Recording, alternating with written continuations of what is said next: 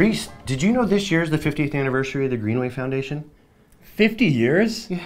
So much has been accomplished, and yet the future has never looked brighter for the South Platte River. Any idea how we can highlight all the Greenway Foundation has done and also look forward to what's to come? Yeah, I got an idea. Off to the DeLorean.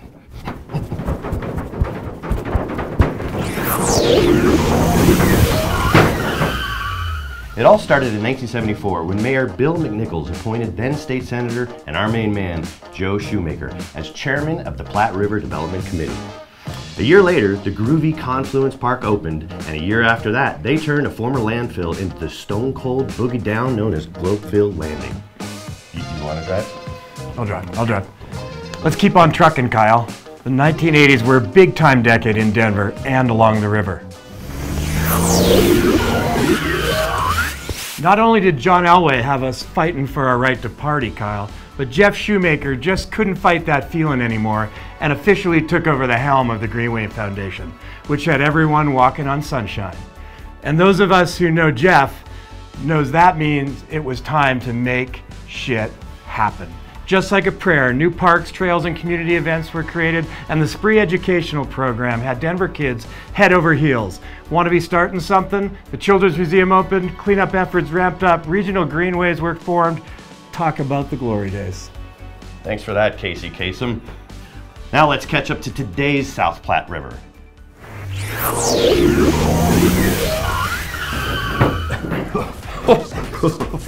Oh. With an explosion of technology and reality shows came an explosion of public parks and open spaces. Commons Park, City of Cuernavaca Park, Centennial Gardens, Cherry Creek South Greenway, the downtown children's playground. We had more park developments than songs on our iPods. And then key initiatives like the Clean Water Challenge, the Chatfield Reallocation Project, watershed protection, and additional investments in river restorations. We had more ecosystem protection projects than movies in the Marvel Cinematic Universe. All right, Kyle, let's show them what the next 50 years will look like. Oh, Rhys, I don't think we're gonna have enough gas for that.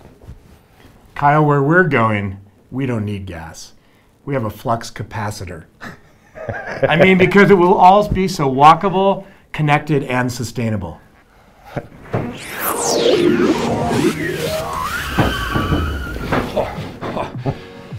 The River Mile project will be 62 acres of highly designed, pedestrian-oriented, and connected to nature developments spanning from Colfax Avenue in the south to Spear Boulevard in the north.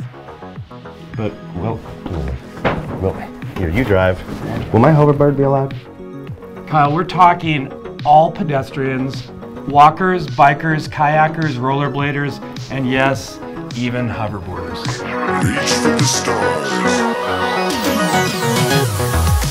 27 of those 62 acres will be dedicated to parks and open space. And just as important to the River Mile Foundation and the Greenway Foundation, we're starting on a $100 million plus effort that will reinvigorate the riverfront, restoring the river's depth, flow, and habitat, and making the river a thriving place for all sorts of native species, including humans, Kyle. The future is so bright. And it also includes the long-term strategic plan the Greenway Foundation is working on, focusing on 3 pillars of stewardship, community engagement, and education. 50 years from now, the South Platte River will be one of the most engaging nature and education-focused areas in the entire country. And it's all made possible because of people like you supporting the Greenway Foundation. So thank you all for being here tonight. Wait, we're in 2074, you're here in 2024. Thank you for being here with the Greenway Foundation, everybody. You think the Broncos are going to be any better in 2074? I don't know, Kyle. Let's go to Casa Bonita and talk about it. I mean, at least we know that's still there. So, papillas. Okay. Nailed it.